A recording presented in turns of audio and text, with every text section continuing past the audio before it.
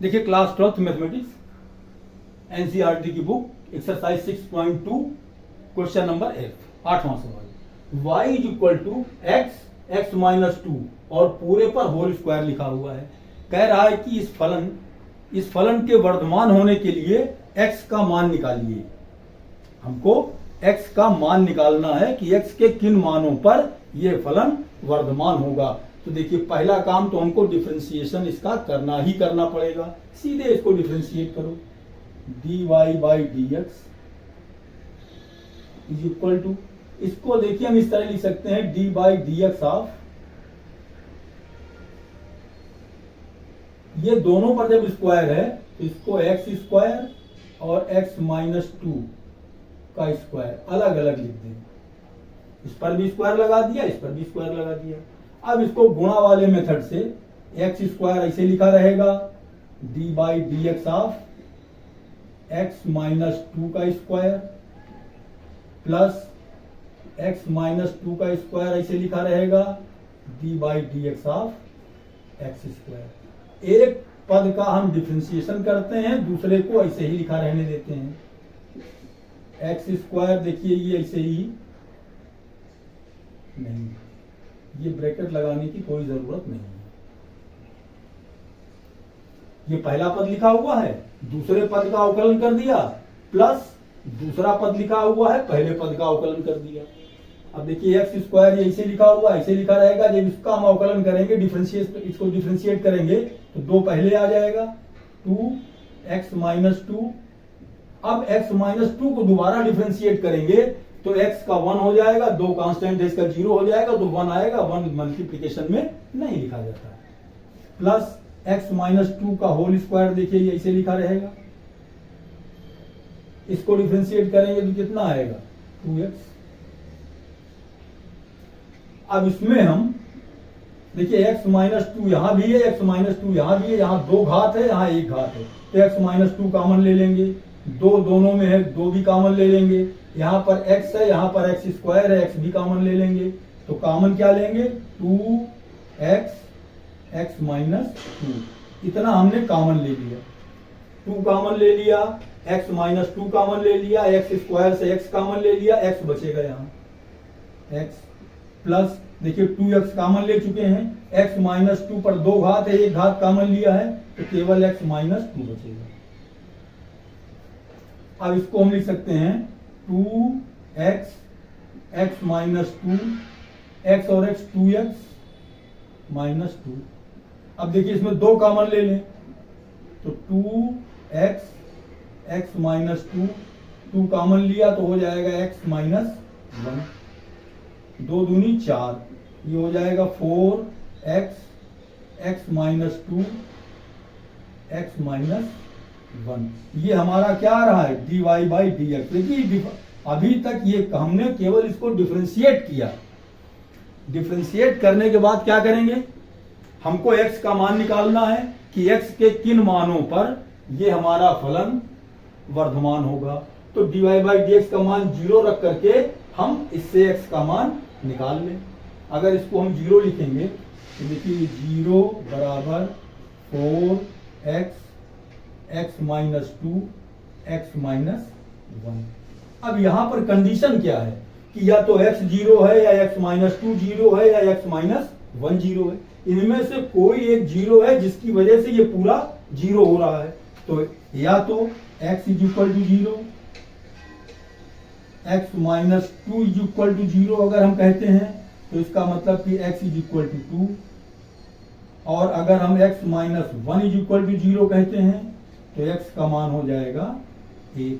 तो x के कितने मान आए, x बराबर 0 1 2, ये 3 मान आए। x का मान इतना आया 0 1 2। अब इसको हम संख्या रेखा नंबर लाइन पर दिखा दें। ये हमारी हो गई संख्या रेखा 0 1 2, ये 0 हो गया, ये 1 हो जाएगा, ये 2 हो जाएगा, इस तरफ ये 3 एंड सो ऑन, इधर प्लस इनफाइनाइट और इधर 0 के इस तरफ माइनस इनफाइनाइट। ये माइनस वाली संख्या होंगी -1 -2 -3 एंड सो ऑन। इस तरीके से ये अपने मन से बना लिया जाता है, कोई बहुत कठिन काम थोड़ी है ये। जीरो के इधर धनात्मक संख्या लिख दिया, जीरो के इस तरफ माइनस वाली संख्या लिख दिया। अब देखिए इस पर इंटरवल कितने बन रहे हैं। इंटरवल तो इसमें कई बन रहे हैं। ये 3 को हमको दिखाने की जरूरत नहीं, हमको दिखाना किसको है, केवल 0, 1, 2। मैंने समझाने के लिए किया है, हमको जरूरत किसकी है, 0, 1, 2। यही 3 नंबर हमको यहां पर लिखना पड़ेगा। ये हमने समझाने के लिए बता दिया। 0, 1, 2 एक्स के 3 मान आए, तो जो इंटरवल बनेगा वो क्या होगा, पहला तो इंटरवल हमारा ये बनेगा, दूसरा ये बनेगा, तीसरा ये बनेगा, चौथा ये बनेगा। 4 इंटरवल इसमें बन रहे हैं। हम चारों इंटरवल में चेक करें कि dy/dx का मान धनात्मक है या ऋणात्मक है।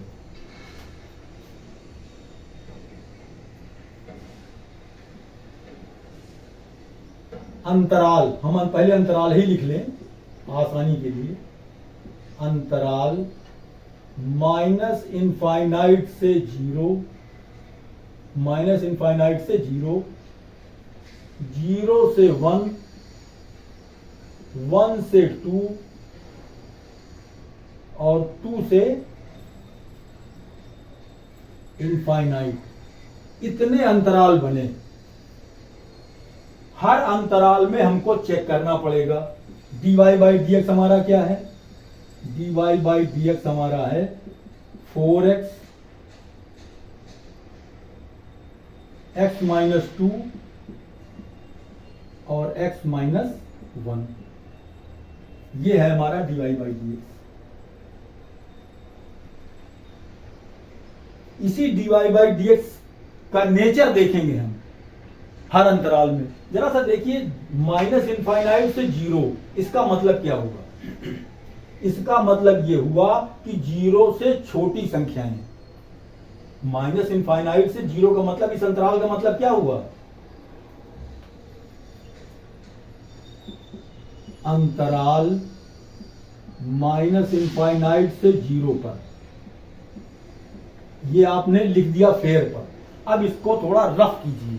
रफ क्या करना है कि माइनस इनफाइनाइट से 0 का मतलब तो आपको पता है कि 0 से बाईं तरफ की संख्या है। तो 0 से बाईं तरफ क्या होंगी, -1, -2, -3, -4। कोई एक संख्या रख के देख लो।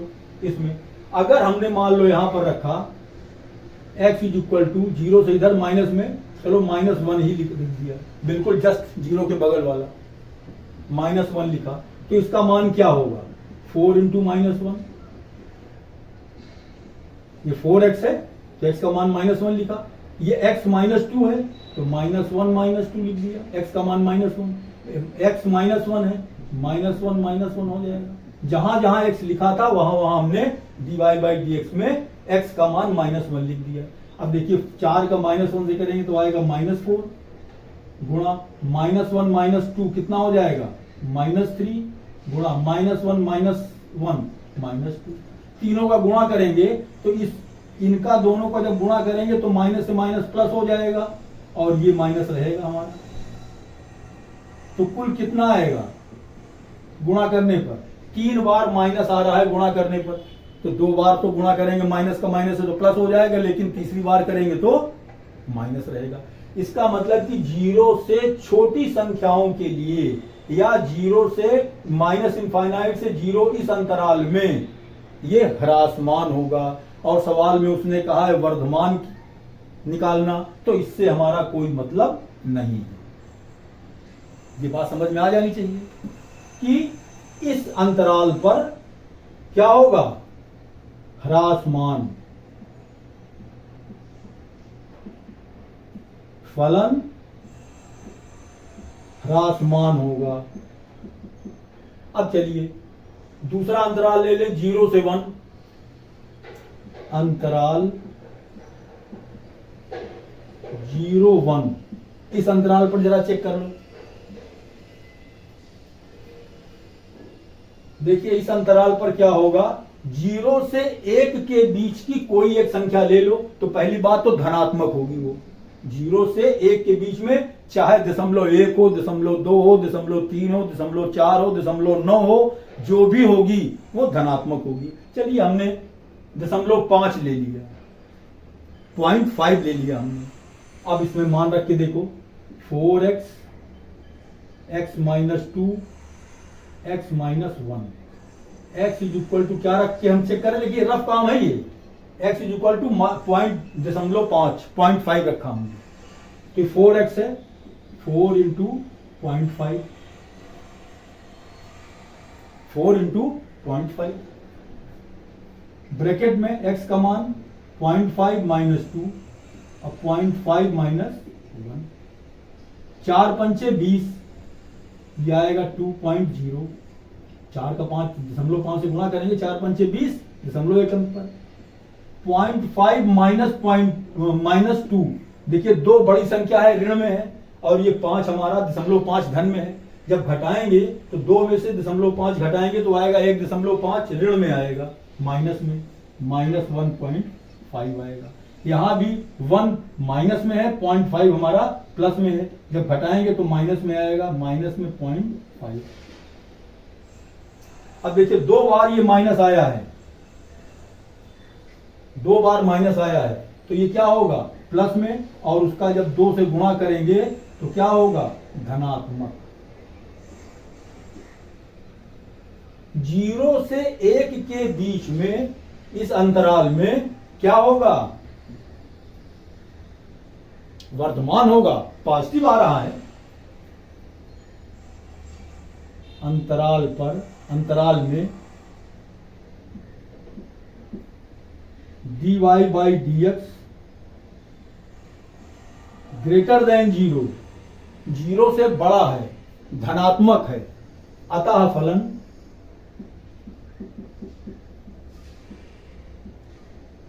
वर्धमान होगा। वर्धमान ही उसने पूछा भी है।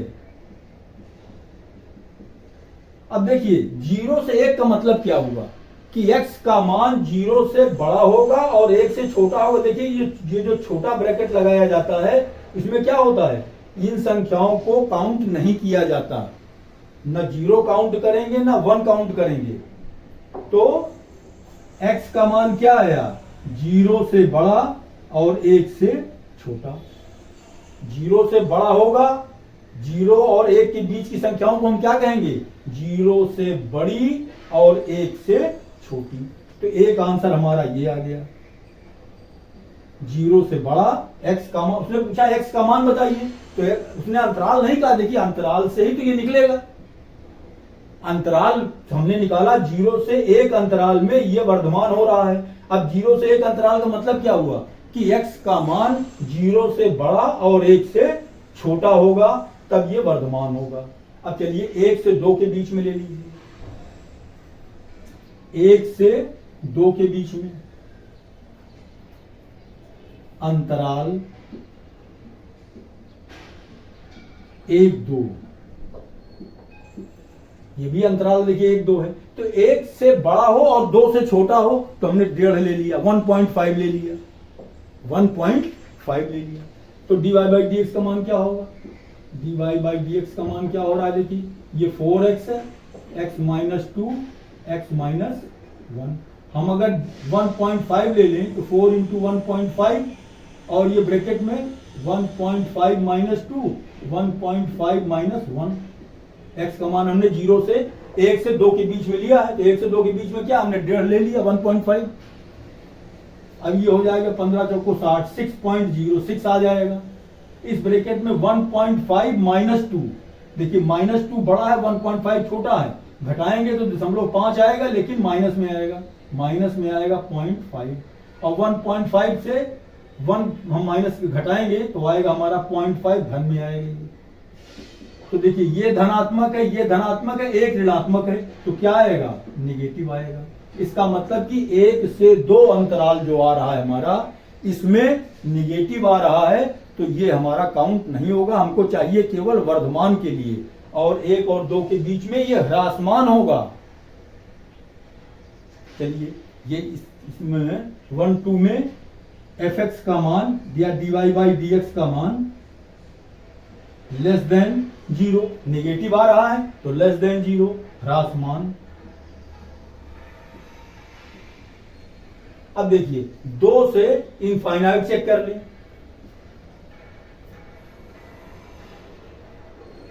अंतराल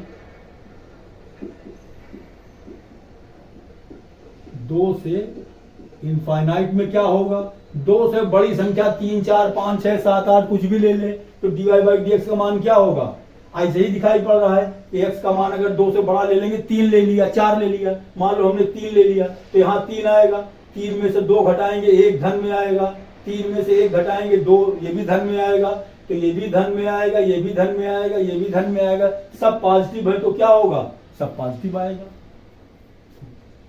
dy/dx का मान इस अंतराल में ग्रेटर देन 0 धनात्मक होगा, अतः फलन वर्धमान होगा।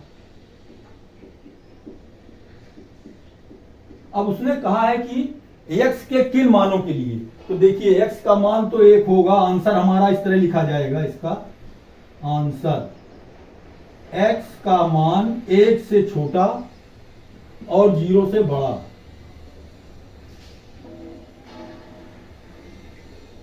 0 से बड़ा और 1 से छोटा, एक आंसर तो ये हो गया। देखिए x is greater than 0 less than 1, एक आंसर तो ये हो गया। दूसरा 2 से अनंत तक, इसका मतलब कि x का मान 2 से बड़ा, सीधे सीधे इसे ही लिख सकते हैं कि x का मान 2 से बड़ा होगा, ये आंसर होगा। तब इस पर हमारा जो है x के इन मानों के लिए ये फलन वर्धमान होगा, ये आपको बताना था कि x के किन मानों के लिए, आंसर ये। देखिए क्लास 12th मैथमेटिक्स एनसीईआरटी की बुक एक्सरसाइज 6.2 9वां सवाल, y = 4 sin theta upon 2 + cos theta minus theta. इस सवाल में उसने पूछा है कि सिद्ध कीजिए कि 0 से π/2 में 0 से π/2 इंटरवल दिया गया है, अंतराल सवाल में दे दिया है उसने,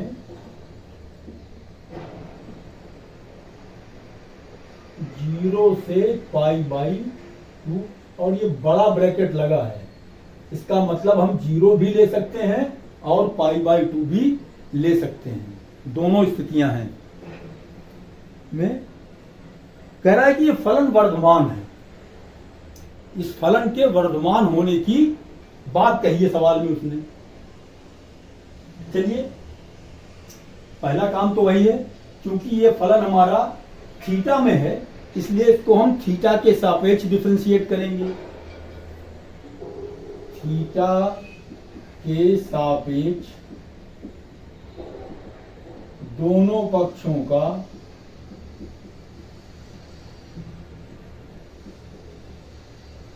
अवकलन करने पर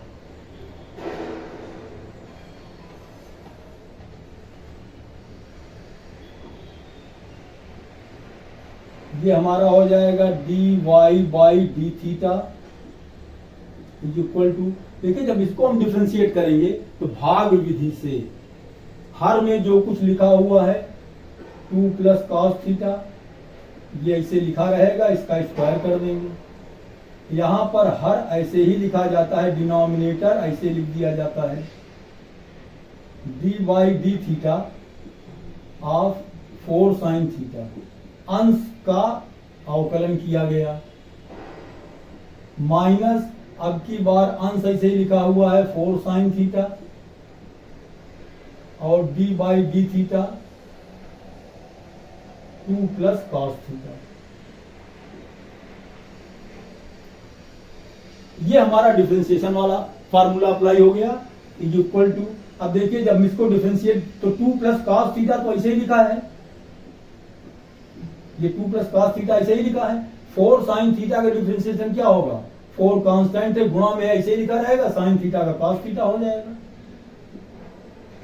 माइनस देखिए 4 sin थीटा ऐसे ही लिखा हुआ है, ऐसे लिखा रहने दीजिए, 2 + cos थीटा को डिफरेंशिएट करेंगे, 2 कांस्टेंट है 0 है, हो जाएगा इसका डिफरेंशिएशन, cos थीटा का माइनस sin थीटा आएगा, तो ये माइनस में sin थीटा होगा, गुणा में रहेगा ये अपॉन 2 प्लस कॉस थीटा का होल स्क्वायर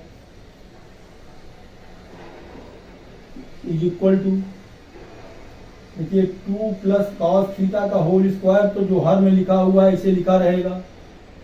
देखिए ये माइनस थीटा है, इसका डिफरेंशिएशन भी होना चाहिए भाई, D by D theta of theta, ये थीटा छूट गया था, थीटा का भी होगा, तो इसका क्या होगा -1, ये -1, थीटा का डिफरेंशिएशन क्या होगा थीटा के सापेक्ष 1, ऐसे लिखा हुआ है। यहां भी देखिए -1 कर देंगे, इसको सरल कर लो, 4 cos थीटा का 2 से जब गुणा करेंगे 2 4 दूनी 8, ये आएगा 8 cos theta plus cos theta का इससे गुणा करेंगे तो आएगा 4 cos स्क्वायर थीटा, माइनस इस माइनस से ये माइनस क्या होगा plus 4 sin square theta, 4 sin square theta is equal to ये 8 cos थीटा प्लस अगर हम 4 कॉमन ले लें इसमें तो ये हो जाएगा हमारा cos square theta plus sin square theta upon 2 plus cos theta का होल स्क्वायर और ये -1 इज इक्वल टू ये हमारा sin square theta plus cos square theta क्या होगा 1, तो यहाँ केवल 4 बचेगा, ये हो जाएगा 8 cos theta plus 4 upon 2 plus cos theta का होल स्क्वायर -1। अब देखिए इसमें सरल करने के लिए इसका 1 से गुणा कर देंगे, ये हो जाएगा 8 cos थीटा, ये इतना कैलकुलेशन अब आप लोगों को माइनस आ जाना चाहिए, 2 प्लस cos थीटा का whole square upon 2 plus cos theta का होल स्क्वायर। अब इसका जरा सा स्क्वायर a प्लस बी के होल स्क्वायर से इसको आप प्रसार कर दो, ये हमारा हो जाएगा देखिए 8 cos थीटा प्लस 4, ऐसे लिखा रहेगा 8 cos थीटा प्लस 4 माइनस इसका जब प्रसार करेंगे तो जो भी पद आएगा ब्रैकेट के बाहर माइनस है, इसलिए सब माइनस में हो जाएगा। ये a प्लस बी का होल स्क्वायर क्या होगा a square plus B square plus 2ab, और ये माइनस बाहर लगा है सब माइनस में हो जाएगा, 2 दूनी 4 -4 minus cos square theta minus 2 दूनी 4 4 cos theta upon 2 plus cos theta का होल स्क्वायर।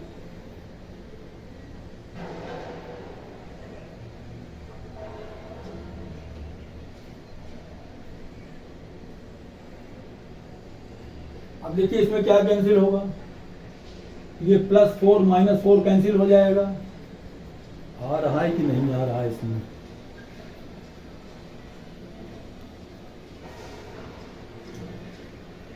देखिए 8 cos थीटा और ये -4 cos थीटा, ये प्लस में है ये माइनस में है, तो घट जाएगा तो आएगा 4 cos theta minus cos square theta upon 2 plus cos theta का होल स्क्वायर। अब देखिए इसमें एक काम कर सकते हैं हम, cos थीटा कॉमन ले सकते हैं, ये हमारा मान किसका आ रहा है dy बाई डी थीटा का, जिसको हम f डैश x कहा करते थे। अगर वो x के रूप में होता हमारा ये फलन तो इसको हम कहते चाहे y और चाहे fx, ये थीटा के फलन में है इसलिए इसको हम क्या कहेंगे f थीटा, तो है डिफरेंशिएशन वही, इस dy बाई डी थीटा, इसके अवकलन का मान कितना आएगा ये आपको जानना है। इसमें अगर हम cos थीटा कॉमन ले लेंगे तो क्या बचेगा यहां 4 minus cos theta upon 2 plus cos theta का होल स्क्वायर। देखिए ये सरल हो गया, इससे ज्यादा अब ये सरल नहीं होगा। इसी पर अब हमको चेक करना है कि अंतराल 0 और π/2 जो दिया गया है इसके बीच में इसका dy बाई थीटा का मान धनात्मक होगा या ऋणात्मक होगा, यही हमको चेक करना है। 0 से π/2 का मतलब क्या होता है, फर्स्ट क्वाड्रेंट पहला चतुर्थांश। देखिए 0 से π/2 में क्या होगा, ये 0 ये पाई बाई टू, ये पाई, ये 3 पाई बाई टू। तो 0 से पाई पहला चतुर्थांश, फर्स्ट क्वाड्रेंट। फर्स्ट क्वाड्रेंट में कास का मान क्या होता है? कास ही का क्यों, जितने भी ट्रिग्नोमेट्रिकल फंक्शन है, sine theta, cos theta, tan theta, sec theta, cosec, सब पॉजिटिव होते हैं पहले में। तो कास थीटा का मान भी इसमें धनात्मक ही होगा। ये कंफर्म हो गया, क्योंकि यहां देखिए, यहां भी कास थीटा, यहां भी कास थीटा, यहां कास थीटा, ये तीनों जो जहां जहां कास थीटा लिखा हुआ है, इनका मान धनात्मक ही होगा। एक चीज तो ये कंफर्म हो गई, पहले क्वाड्रेंट में है इसलिए धनात्मक होगा। दूसरी चीज, कास थीटा का मान हो कितना सकता है? देखिए, कास थीटा का मान ज्यादा से ज्यादा उड़ के होगा तो 1 होगा। 1 से ज्यादा तो कास थीटा का मान होता नहीं। आप टेबल उठा के देख लीजिए, कास 0 का मान 1 होता है, कास 30 का मान √3/2, फिर 1/√2, फिर √1/2। इस तरीके से 1 से लेकर के 0, 0 से लेकर के -1, मतलब -1 +1 के बीच में ही रहता है। तो फर्स्ट क्वाड्रेंट में है तो +1, इसका मान ज्यादा से ज्यादा होगा कास थीटा का, तो 1 होगा। अब अगर हम ज्यादा से ज्यादा मान भी यहां रख के देखें तो क्या मिलेगा हमको? इस कास थीटा का मान 1 लिखेंगे तो ये धनात्मक होगा। यहां पर अगर कास थीटा का मान 1 लिखेंगे तो 4 में से 1 घटाएंगे 3 आएगा, ये भी धनात्मक होगा।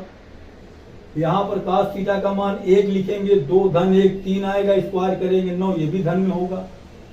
तो 0 से π/2 के बीच में इसका मान धनात्मक ही होगा, ऋणात्मक नहीं हो सकता। ये तर्क करना पड़ेगा आपको, एग्जाम में लिखने की जरूरत नहीं है, ये इम्तिहान में आप बना सकते हैं कि कास थीटा का मान 0 से π/2 के बीच में प्रथम चतुर्थांश में हमेशा धनात्मक होता है। इसको आप लिख सकते हैं।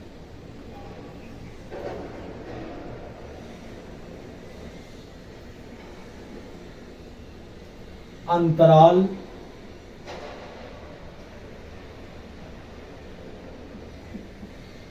अंतराल 0 से π/2 में कास थीटा का मान सदैव धनात्मक होगा। क्या होगा? कास थीटा का मान 0 से π/2 मतलब प्रथम चतुर्थांश में हमेशा धनात्मक ही होगा। तो dy अतः dy d का मान क्या होगा? 0 धनात्मक मतलब 0 से बड़ा, हमेशा 0 से बड़ा ही होगा। अब एक चीज आपको ध्यान रखना है कि इसने जो बड़ा वाला इंटरवल लगा दिया है, बड़ा ब्रैकेट लगा दिया है, ये जो बड़ा ब्रैकेट लगा हुआ है, बड़े ब्रैकेट का मतलब होता है कि हम 0 भी लेंगे और π/2 भी लेंगे। अब अगर हम π/2 लेते हैं तो यहां थीटा का मान क्या लिखेंगे? π/2, और cos π/2 का मान क्या होता है? 0। तो देखिए, और कहीं तो फर्क नहीं पड़ेगा। यहां पर जब π/2 लिखेंगे तो cos π/2 0 आएगा, तो 4 में से 0 घटाएंगे 4 बचेगा। यहां पर cos थीटा का मान जब π/2 लिखेंगे तो ये भी 0 हो जाएगा, तो 2 धन 0 का मान 2 आएगा, स्क्वायर करेंगे 4 आएगा। इस पर तो कोई फर्क नहीं, यहां केवल फर्क पड़ेगा, थीटा का मान अगर π/2 लिखेंगे तो क्या होगा? 0 हो जाएगा, और अंश अगर 0 हो जाएगा तो ये पूरा 0 आएगा। इसका मतलब कि इसका मान 0 के बराबर भी हो सकता है। दोनों चीजें हैं, dy/d का मान या तो 0 होगा इस अंतराल में, या 0 से बड़ा होगा। तो 0 से बड़ा होगा तो अतः फलन वर्धमान होगा।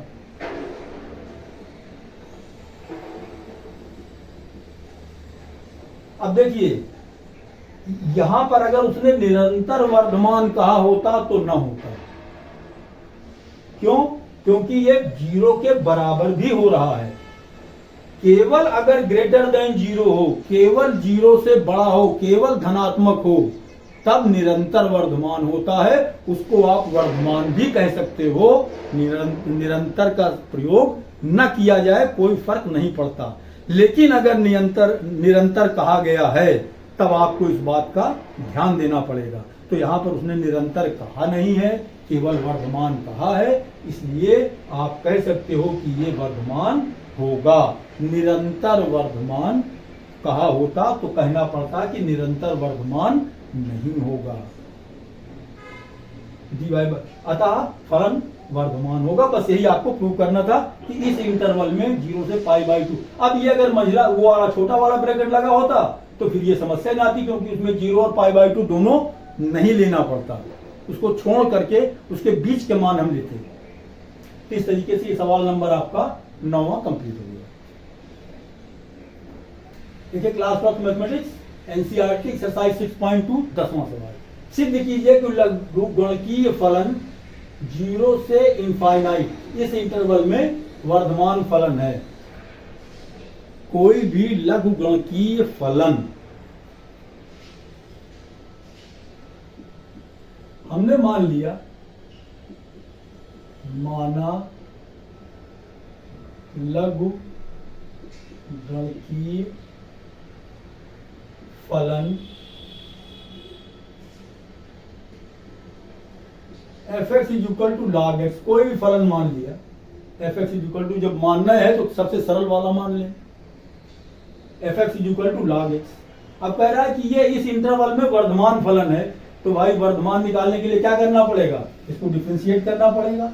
f(x) = 1/x आएगा log x का डिफरेंशिएशन। जब इसको हम डिफरेंशिएट करेंगे तो क्या आएगा, f(x) का मान log x का डिफरेंशिएशन क्या होता है 1/x। अब इस इंटरवल में अंतराल 0 से अनंत में, देखिए 0 से अनंत का मतलब क्या हुआ, 0 के बाद 1 2 3 4 5 6 10 20 100 200 1000 10,000 जो कुछ भी होगा, तो x का कोई मान रखेंगे यहां पर, तो 1/, माइनस में तो होगा नहीं क्योंकि संख्या x का मान माइनस में नहीं है, x का मान तो 0 से अनंत के बीच में है।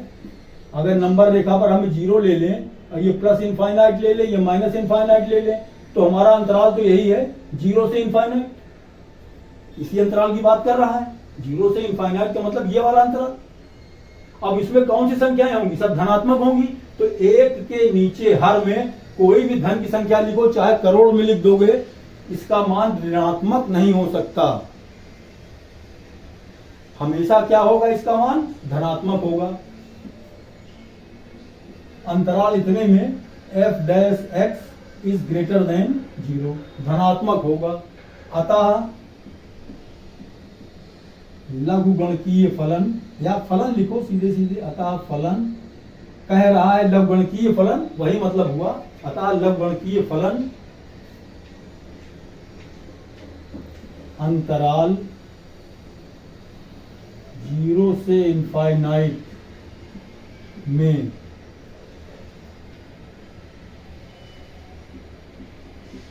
अतः लघुगणकीय फलन अंतराल 0 से इनफाइनाइट में वर्धमान होगा। क्यों वर्धमान होगा, इसलिए क्योंकि f(x) का मान 0 से बड़ा आ रहा है, धनात्मक आ रहा है। तो बहुत छोटा सवाल था। क्लास 12 मैथमेटिक्स एनसीईआरटी एक्सरसाइज 6.2 11वां सवाल।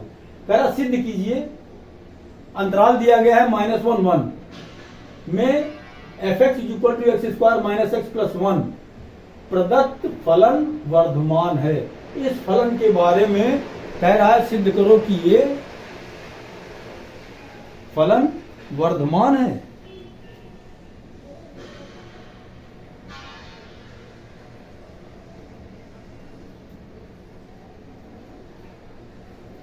कह रहा है कि प्रदत्त फलन न वर्धमान है न ह्रासमान है, फलन न वर्धमान है और न ह्रासमान है।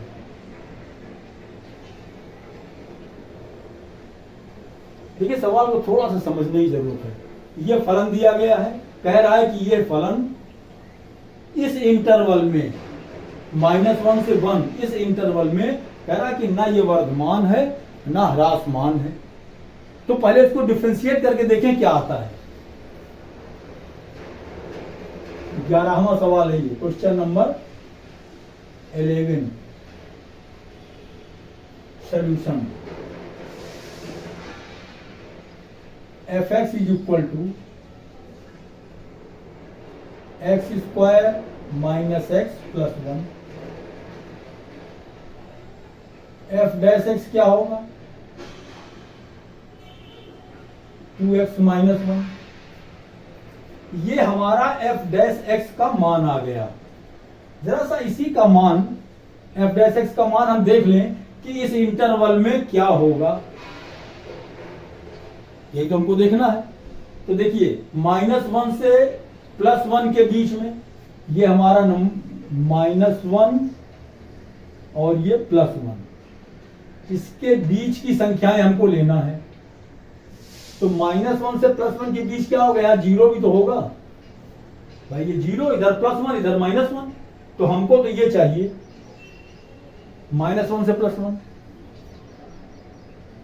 तो इसके बीच में संख्याएं कौन सी होंगी? देखिए 0 से छोटा हो लेकिन ऋण 1 से बड़ा हो। तो 0 से छोटा और ऋण 1 से बड़ा क्या होगा? मान लो हमने ले लिया 0.8 माइनस में, तो 0 के बाईं तरफ तो जो भी नंबर होगा वो निगेटिव होगा, ऋणात्मक होगा। इसके इस तरफ ले लिया हमने, कोई संख्या ले लें, मान लो हमने ले लिया, इधर जो होगी वो धनात्मक होगी, 0.7 ले लिया हमने, 0 ले लिया हमने। ये तीनों नंबर हमारे -1 से +1 के बीच में हैं। x बराबर माइनस में 0.8, x बराबर 0, x बराबर 0.7, ये तीनों नंबर हमने ले लिए। इन तीनों नंबर पर देख लें कि अब डैश x का मान क्या होगा। एक बार हम जब लिखेंगे माइनस में 0.8 तो कितना आएगा? ये 2 इंटू माइनस में 0.8 minus 1 is equal to 2/16, 1.6 minus 1 is equal to कितना आएगा? ये 0.6। ये माइनस में है तो ये माइनस में आएगा भाई, 2/16 जिसे हम लोग एक अंक पे लगाया, ये माइनस में है इसलिए माइनस आएगा। तो -1.6 तो -1 कितना आएगा? -2.6। इसका मतलब ये निगेटिव आ रहा है। निगेटिव का मतलब क्या हुआ कि f डैश x का मान 0 से छोटा है। तो क्या होगा फलन? ह्रासमान। अब जरा सा हम 0 लेके देखें या 0.7 ले लें। चलिए x is equal to 0.7, plus वाला ले रहे हैं, +1 से कम है 0.7, तो f डैश x क्या होगा? 2x माइनस 1 है, 2x का मान 0.7 माइनस 1, 7 दूनी 14, 1.4 माइनस 1 इज इक्वल टू 0.4, ये प्लस में आ रहा है। तो क्या होगा? वर्धमान होगा। अब देखिए -1 से +1 के बीच में ही बड़ा कंफ्यूजन है कि इसके बीच में एक नंबर हमने -0.8 लिया तब ये ह्रासमान है, और जब 0.7 लिया तो ये वर्धमान है। इसका मतलब ये हुआ कि -1 से +1 के बीच में फलन को हम नहीं कह सकते हैं कि ये वर्धमान है या ह्रासमान है, क्योंकि एक बार वो इन्हीं दोनों संख्याओं के बीच में अंतराल -1 से +1 के बीच में कभी वो ह्रासमान हो जाता है और कभी वर्धमान हो जाता है। अब इसको लिखेंगे कैसे?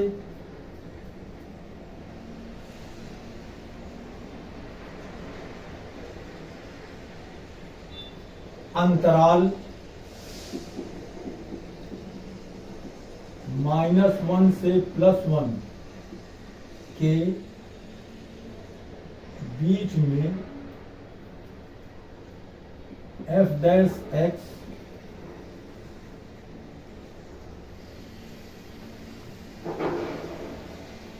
कभी ऋणात्मक है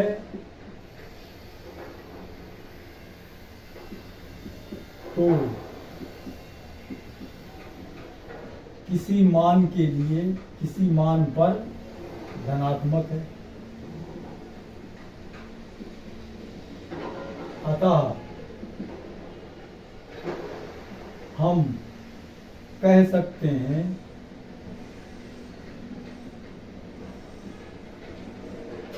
कि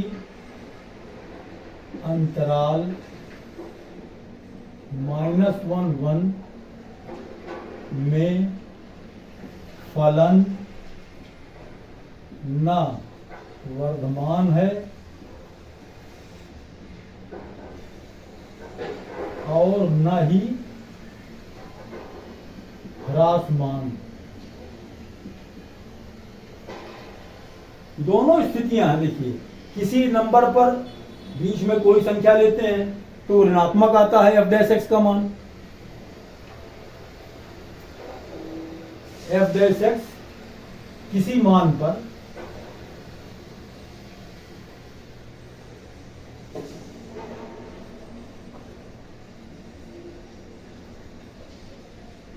अंतराल -1 से +1 के बीच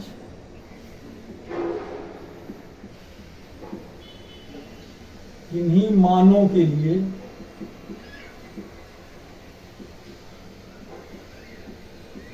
ऋणात्मक है तो किसी मान पर धनात्मक है। देखिए, वही बात आपको कहना है, अपनी लैंग्वेज में कहो, इसमें कोई रटने की जरूरत नहीं है कि जो मैं लिख रहा हूं यही लिखिए, अपनी भाषा में लिख दीजिए। उसको कहना हमको क्या है कि -1 से +1 के बीच में कुछ संख्याएं, कुछ नंबर ऐसे हैं जिन पर f डैश x का मान, मानों के लिए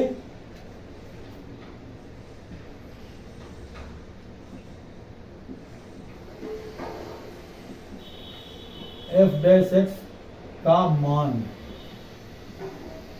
ऋणात्मक है। हमको कहना यह है कि देखिए, सीधी सी बात है, अंतराल है -1 से +1, इसके बीच में कुछ नंबर्स ऐसे हैं, कुछ संख्याएं ऐसी हैं कि जिन पर f डैश x का मान ऋणात्मक है तो ह्रासमान हो रहा है, f डैश x का मान कुछ नंबर्स के लिए धनात्मक है तो वर्धमान हो रहा है।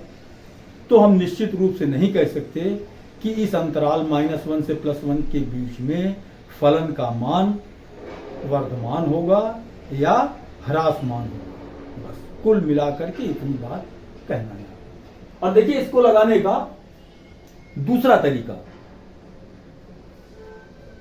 जिसे fx दिया गया x² - x + 1, इसको हम डिफरेंशिएट करते हैं तो f डैश x का मान कितना होगा 2x - 1।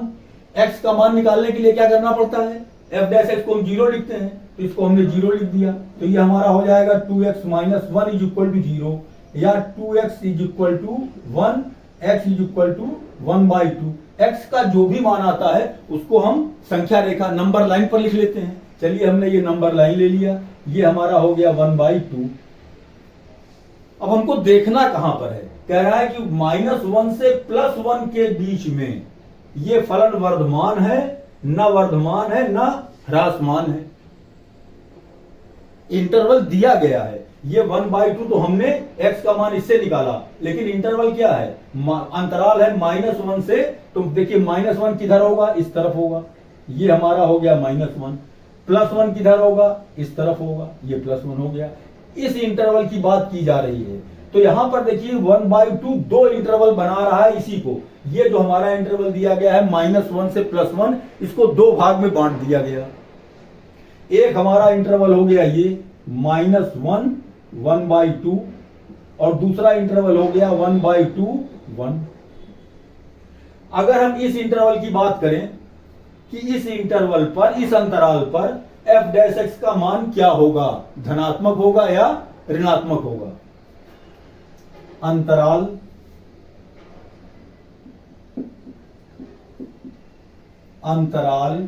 -1 से ½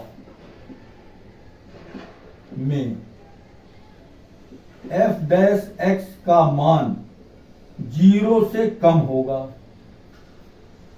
0 से कम का मतलब ऋणात्मक होगा। समझिए इसको अच्छी तरीके से। एफ डैश एक्स का मान, एफ डैश एक्स हमारा क्या है? 2x minus 1।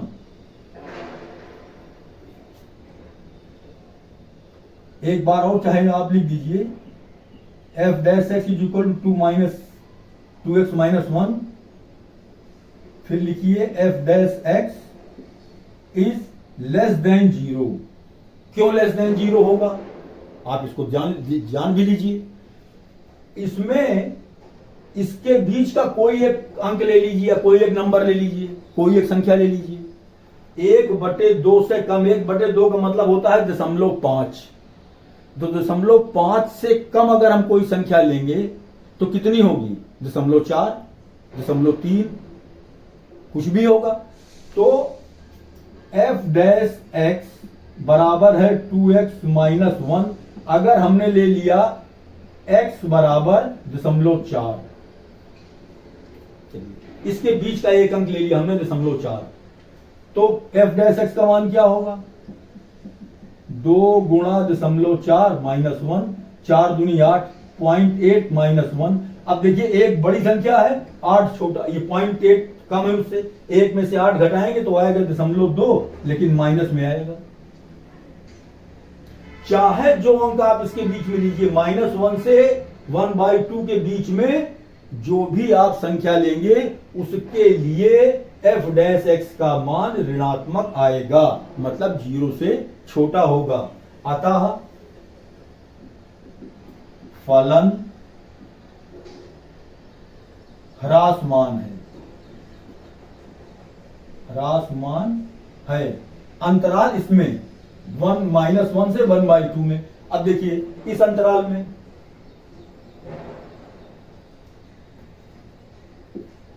पुनः अंतराल 1/2 1, ये वाला अंतराल चेक कर लें। एफ डैश एक्स का मान कितना है? 2x minus 1। इसके बीच में हम कोई संख्या ले लें, 1/2 से ज्यादा हो और 1 से कम हो। तो 1/2 का मतलब हुआ 0.5। 0.5 से ज्यादा कितना होगा? 0.6, 0.7, 0.8, कुछ भी होगा। चलिए हमने ले लिया 0.6 ले लिया। 2 into 0.6, x is equal to 0.6 हम ले रहे हैं। देखिए एक्स का मान 0.6 लिखा, -1, 6 दूनी 12, 1.2 माइनस 1 इज इक्वल टू 0.2 आएगा, ये पॉजिटिव आएगा। 1/2 और 1 के बीच कोई भी संख्या हम लेंगे तो एफ डैश एक्स का मान धनात्मक होगा। F dash x is greater than 0, धनात्मक है तो। अतः फलन वर्धमान है। फलन क्या है? वर्धमान है। अब देखिए -1 से +1 के बीच में एक बार ये फलन ह्रासमान हो रहा है इतने में, इस इंटरवल में, और अगले इंटरवल में ये वर्धमान हो रहा है। तो हम नहीं कह सकते कि -1 से +1 के बीच में ये वर्धमान होगा या ह्रासमान होगा। अब इसी चीज को आपको समझ लेना अच्छी तरीके से, लिखना इसी तरीके से है। अतः -1 +1 में फलन न तो वर्धमान है और न ही ह्रासमान। आपको ये बात लिखना है, तर्क नहीं करना है। तर्क आपको अपने मन में करना है, रफ कॉपी में तर्क करना है। ये सारा तर्क करके जो निष्कर्ष निकलेगा वो आपको यहां लिखना है। हमने क्या किया? इसको हमने डिफरेंशिएट किया। डिफरेंशिएट करने के बाद एफ डैश एक्स का मान 0 रख करके एक्स का मान निकाला। जो एक्स का मान आया संख्या रेखा पर हमने लिखा। इसके बाद जो अंतराल दिया गया है -1 से +1, हमने -1 से +1 लिखा। अब ये हमारा दो अंतराल बन गए यहाँ पर, एक -1 से ये 1/2 और दूसरा 1/2 से 1। इन दोनों अंतरालों पर हमने निकाल करके देखा कि f' का मान क्या है। तो पहला अंतराल हमारा -1 से 1/2 जो है, इस अंतराल में f' का मान निगेटिव आया है। इसका मतलब कि फलन ह्रासमान होगा। अगले अंतराल 1/2 से 1, इस अंतराल में हमने जब f' का मान निकाला तो ये धनात्मक आया। इसका मतलब फलन वर्धमान होगा। तो निष्कर्ष ये निकला कि इस आधे में यहां से यहां तक ये ह्रासमान है और ये वर्धमान है। तो हम नहीं कह सकते कि इस पूरे अंतराल में -1 से प्लस में ये वर्धमान होगा या ह्रासमान होगा। इस तरीके से आप इस सवाल को ऐसे भी हल कर सकते हैं।